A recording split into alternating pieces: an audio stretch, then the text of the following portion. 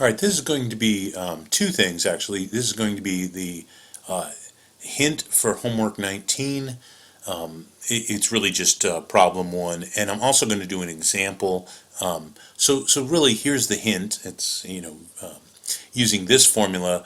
This formula comes from the inverse square law. Basically, it tells us the distance to a galaxy. The G stands for galaxy. Is equal to the square root of the brightness of a Cephid, and then the little subscript is an asterisk, right? So it's the brightness of the Cephid. The asterisk stands for objects within our galaxy, right? So the brightness of the Cephid in our galaxy divided by the brightness of the Cephid in a distant galaxy. So you take the square root of that fraction, and then outside of the square root, you're multiplying that times the distance to the Cephid within our galaxy. All right, so remember the asterisk, the subscript asterisk here stands for within our galaxy. All right, so basically you need these two pieces of information to find this. You need the brightness of the Cephid within our galaxy and the distance of the Cephid within our galaxy. Two things that you can definitely measure, in a telescope. Suppose you determine the distance to the Cephid within our galaxy is 850 parsecs, and the brightness of the Cephid, of that same Cephid within our galaxy, is 74.2 million times the brightness of the Cepheid in the distant galaxy.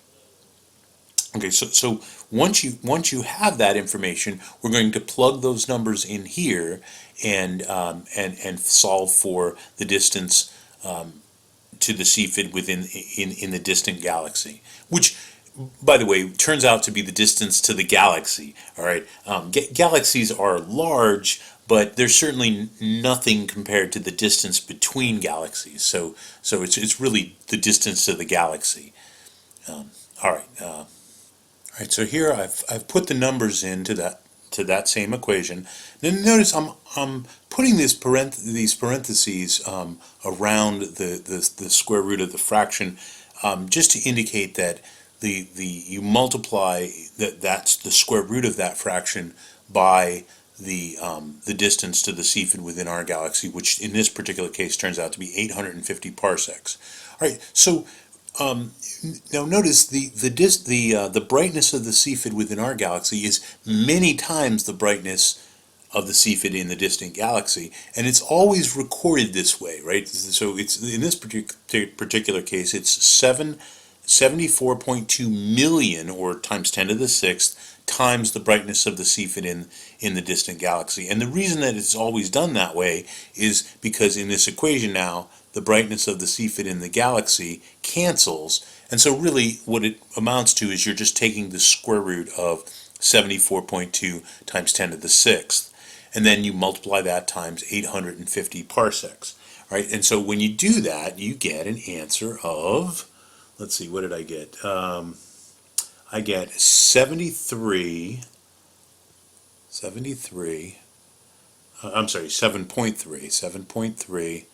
times 10 to the sixth parsecs. Right, and that would be fine if you left it like that. By the way, you could also call that 7.3 megaparsecs. So that you just to let you know, you could also write that 7.3.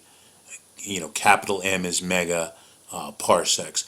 But often what we want to do is we're going to want to change this 7.3 times 10 to the 6 parsecs. Let's change that into light years. Okay, so we know that in 1 parsec, right, one PC, there are 3.26 light years. All right, so the parsecs cancel. And this is the way we would normally do this, is we want to say the answer or report the answer in light years. So that turns out to be 23 point what is it, 87 times 10 to the sixth light years. All right, and just to let you know, we could also write that as mega light years, right? So it's the same thing. It would be 23.86. Is it 86? Oh, sorry, 87. That's supposed to be 87. Um, uh, you could, instead of writing times 10 to the 6, you could just write capital M, which means mega light years, right? Capital M and times 10 to the 6 mean the same thing. So there it is. There's an example of